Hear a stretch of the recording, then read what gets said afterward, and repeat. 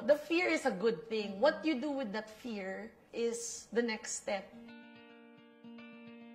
Ikaw, if there's one encouragement that you can give to people like millennials or maybe younger than millennials, diba?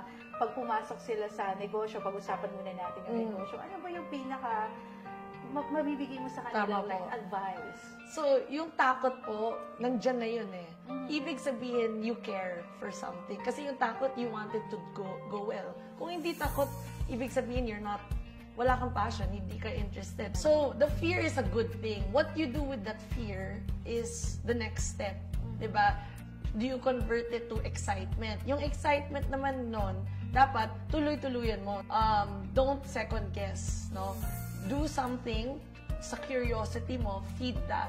Pero hindi ibig sabihin successful ka agad-agad just because may ginagawa ka.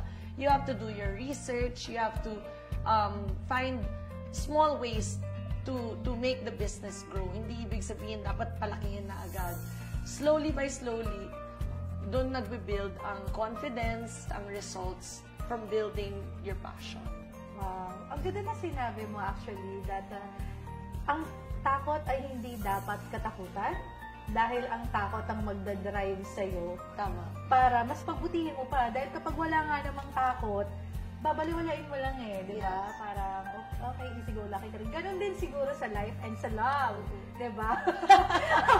Ako, sa love wala akong sagot doon. Takot na lang.